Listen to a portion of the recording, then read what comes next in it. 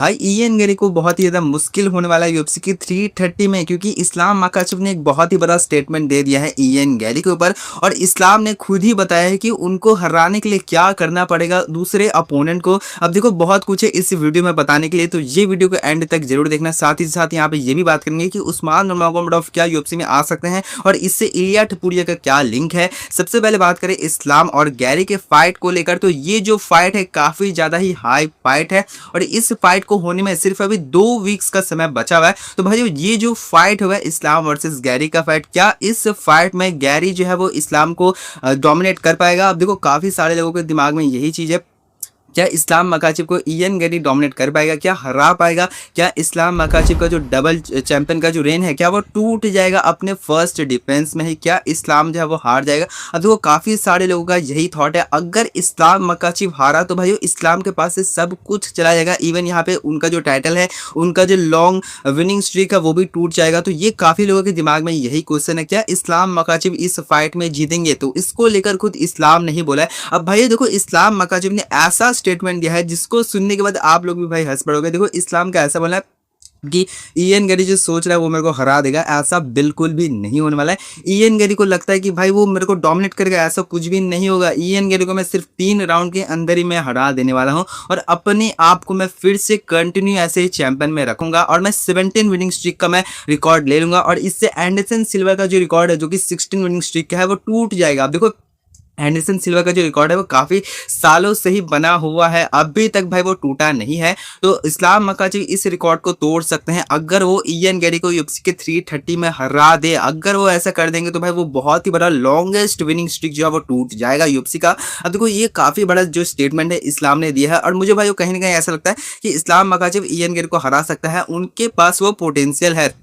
अब इयन गेरी की अगर मैं बात करूं तो इयन गेरी जो है भाई काफी ज्यादा यहाँ पे ट्रैश टॉक कर रहा है पॉडकास्ट में जाके, खुद भी यहाँ पे बहुत सारे यहाँ पे वीडियोस बना के ट्रैश टॉक कर रहा है, बट यहाँ पे उसका ट्रेनिंग का जो वीडियो है उतना ज्यादा निकल कर सामने नहीं आ रहा है। इस्लाम मकाचिव का काफी सारा वीडियो जो है स्पाइरिंग वीडियो, ट्रेनिंग वीडियो, काफी सारे जो भाई वीडियो निकलकर सामने आया था। बट यहाँ पे अगर मैं बात करूँ इयन गेरी का तो कोई भी ऐसा स्पेसिफिक वीडियो जो कि भाई यहाँ पे दिखाए जो कि वो ट्रेनिंग कर रहा है, ऐसा कुछ भी मतलब उतना खास नहीं निकलकर सामने आया है। बट उतना खास नहीं आया है जिससे मैं बोलूँ कि भाई हाँ चलो इस्लाम के लिए वो ट्रेन कर रहा है। तो चाहे इस्लाम मकाचिव के लिए इयन गेरी के पास कोई अलग प्लान है, कोई उसने अलग गेम प्लान बनाया है जो कि वो दिखाना नहीं चाहता है या पब्लिक को मैच में ये देखने को मिलेगा, या फिर भाई वो इयन गेरी सिर्फ यहाँ पे पॉडकास्ट में जाके यहाँ पे भाई सारा कुछ यहाँ पे स्टेटमेंट दे रहा है, ट्रैश टॉक कर रहा है, बाकी उसका जो गेम प्लान है वो बिल्कुल सेम रहने वाला है। वैसे इस्लाम ने खुद ही बोला कि भाई जो इयन गेरी जब भाई वो भागता है भाई मैच में तो मेरे को बस उसको चेस करना पड़ेगा, इसलिए मैं रनिंग का प्रैक्टिस कर रहा हूँ ताकि मैं उसको मैच में चेस कर दूँ और उसके बाद मैं भाई उसको पकड़ के मैं उससे सबमिट करवा दूँ और बस मैं वही करता हूँ, मैं वही करूँगा उसके साथ जो मैं दूसरे अपोनेंट के साथ करता हूँ।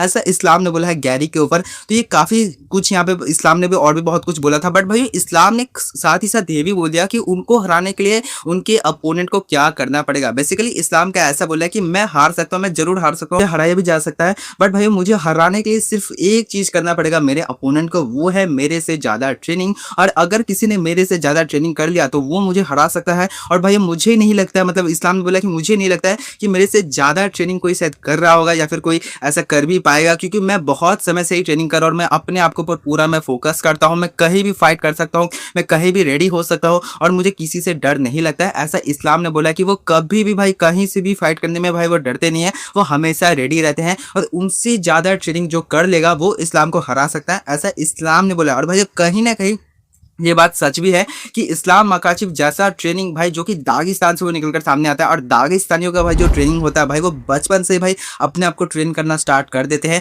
और भाई इस्लाम मकाचिव का बात करूँ, खबीब का बात करूँ और उनके टीम मेंबर्स का बात करूँ तो भाई अब्दुल मनाफ के स्कूल में भाई वो बहुत पहले से ही ट्रेन होते हुए आया है। तो भाई इस्लाम की जैसे ट्रेनिंग अगर कोई कर भी पाएगा तो भाई वो मुझे लगता है कि जो यूएफसी में है वो भाई और कोई नहीं बल्कि उनके दागिस्तानी टीम मेंबर्स ही हैं जो कि इस्लाम के जैसा ट्रेनिंग कर पाएगा। बाकी भाई वो मुझे कोई नहीं लगता है अपने ओपिनियन में। वैसे आपको क्या लगता है मुझे कमेंट बॉक्स में बताना, आपको भी शायद नहीं लगेगा। तो हम लोग बढ़ते हैं अपने दूसरे टॉपिक की तरफ। ये मैच को अभी 2 वीक दूर है तो इसके ऊपर काफी सारे अभी रिपोर्ट्स आएंगे और ये जो फाइट होगा इसमें आपको क्या लगता है कि कौन जीतेगा मुझे कॉमेंट बॉक्स में बताना। हम लोग बढ़े अपने दूसरे टॉपिक की तरफ। अगर बात करें यहाँ पे उस्मान नूरमगोमडोव के बारे में तो भाई उस्मान का लास्ट पीएफएल कॉन्ट्रैक्ट का जो फाइट है वो खत्म हो चुका है। आर्ची कॉल्विन को भाई उन्होंने नॉकआउट कर दिया है फर्स्ट राउंड में ही। तो ये जो चीज है भाई, इसके बाद उस्मान का क्या गेम प्लान होने वाला है, क्या ट्रैक पे वो जाएंगे, तो भाई उन्होंने पहले ही क्लियर कर दिया है कि उनका ये लास्ट पीएफएल का कॉन्ट्रैक्ट का फाइट है। इसके बाद उन्होंने डेना वाइट को कॉल आउट किया, और डेना वाइट से जब इसके बारे में पूछा गया तो डेना वाइट का ये बोलना है कि हाँ वो जरूर साइन करेंगे उस्मान नूरमागोमेडोव को। तो भाई उस्मान नूरमागोमेडोव है वो जल्दी ही आ सकते हैं यूएफसी में, अपना डिब्यूट कर सकते हैं।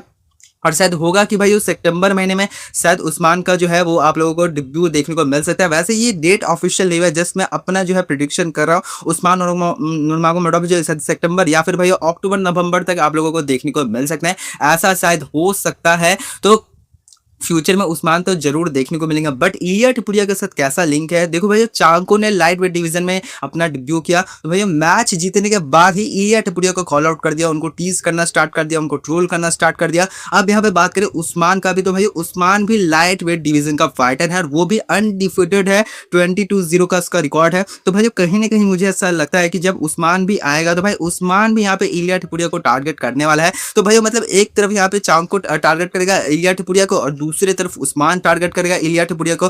तो दोनों तरफ इलिया टपुरिया के दागिस्तानी जो अपोनेंट्स हैं वो खड़े हुए हैं।